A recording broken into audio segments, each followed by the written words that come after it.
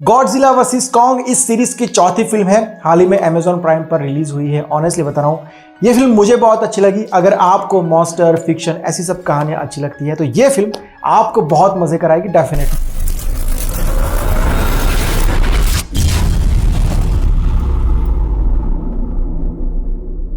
Italy का एक गांव है विग्नेला। इस गांव में 3 महीने तक सूरज नहीं निकलता है, लेकिन इस गांव वालों ने सूरज का भी ऑप्शन ढूंढ लिया है। 3 महीने तक सूरज ना निकलने का कारण है पहाड़ और घाटियां, जिनसे ये गांव चारों तरफ से घिरा हुआ है। ये गांव ठंड के महीने में नवंबर से लेकर फरवरी तक अंधेरे में रहता है और इतने लंबे समय तक सूरज ना निकलने की वजह से गांव में नकारात्मक मानसिकता, नींद की कमी, खराब मूड में रहना वगैरह वगैरह बीमारियां रहती थी। इनके अलावा अंधेरे में होने वाले सारे क्राइम भी बढ़ गए थे। लेकिन इस अंधेरे से छुटकारा पाने के लिए गांव वालों ने 2006 में 8 मीटर लंबी और 5 मीटर चौड़ी स्टील की शीट बनवाई।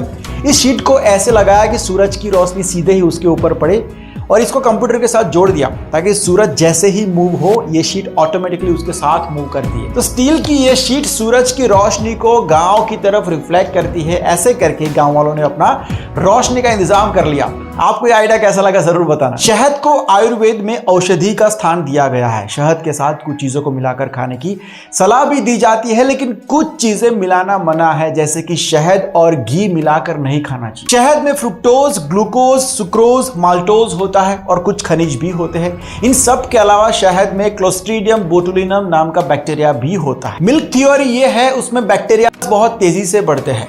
शहद और दूध मिलाने से क्लोस्ट्रीडियम बोटुलिनम बहुत तेजी से फैलेगा, जिससे जहरीला पदार्थ पैदा हो सकता है और यह जहरीला पदार्थ हमारे शरीर के लिए हानिकारक साबित हो सकता है। इसीलिए सलाह दी जाती है कि शहद को दूध या फिर दूध से बनी किसी भी चीज के साथ नहीं मिलाना चाहिए।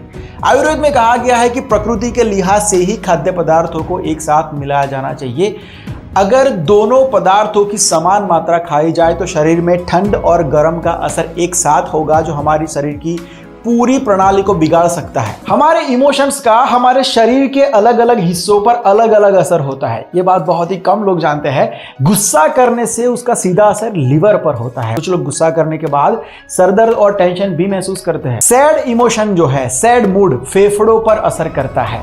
सैड मूड के कारण बेचैनी और थकान भी महसूस होती है। कभी कभी सांस लेने में भी दिक्कत होती है लोगों को। हद से ज्यादा डर का असर किडनी के ऊपर होता है। एक रिसर्च ये भी कहता है कि जब इंसान ज्यादा डर जाता है तो उस वक्त उसको टॉयलेट जाने का मन करता है, और इसीलिए ही जब कोई बहुत ज्यादा डर जाता है तो पेट में ही, इसलिए इस रीजन की वजह से ऐसा होता है। चिंता करने की वजह से पेट से जुड़ी बीमारियां हो सकती है। ज्यादातर स्ट्रेस से हार्ट और दिमाग कमजोर हो सकता है। लेकिन इन सब से परे खुशी एक ऐसा इमोशन है जिसमें एक्साइटमेंट बहुत ज्यादा होती है।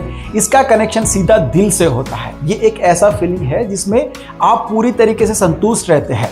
तो हंसते रहो और खुश रहो यार। गॉडजिला वर्सेस कॉन्ग इस सीरीज की चौथी फिल्म है। हाल ही में Amazon प्राइम पर रिलीज हुई है। ऑनेस्टली बता रहा हूँ, ये फिल्म मुझे बहुत अच्छी लगी। अगर आपको मॉन्स्टर फिक्शन ऐसी सब कहानियां अच्छी लगती है तो ये फिल्म आपको बहुत मजे कराएगी डेफिनेटली। गॉडजिला एक जापानीज फ्रेंचाइज है जिसमें 1954 से अब तक 36 फिल्में बनाई जा चुकी है। इस फिल्म की कहानी में एपेक्स साइबरनेटिक्स नाम की एक कंपनी है जो मैकेनिकल गॉडजिला बना लेती है, जिसको दिमाग से नियंत्रित किया जा सकता है। लेकिन इसको चलाने के लिए जो ऊर्जा चाहिए वो प्राप्त करने के लिए किंग कॉन्ग का इस्तेमाल करके पृथ्वी के अंतर्भाग यानी कि होलो अर्थ में जाना पड़ता है। उन लोगों का विश्वास होता है कि सभी मॉन्स्टर्स इसी होलो अर्थ से निकले हैं और उन लोगों को यही से ऊर्जा मिलती है। लेकिन मैकेनिकल गॉडजिला की वजह से असली गॉडजिला एपेक्स के हेडक्वार्टर्स पर हमला कर देता है, सब कुछ तहस नहस कर देता है। एपेक्स का मालिक गलत दिमाग लगा के किंग कॉन्ग को होलो अर्थ भेजने के लिए एक टीम बनाता है, जिसमें एक छोटी सी क्यूट सी बच्ची है जो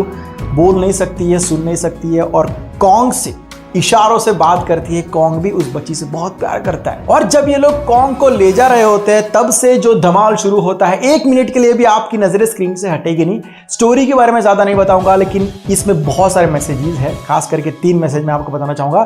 पहला ये कि इंसान को कभी अपनी हद भूलनी नहीं चाहिए। दूसरा ये कि बुराई चाहे कितनी भी बड़ी हो, ताकतवर हो, लेकिन जीत अच्छाई की ही होती है। और तीसरा मैसेज जो पर्सनली मुझे बहुत ही फील हुआ, जानवर और इंसान का रिश्ता बहुत ही अटूट है।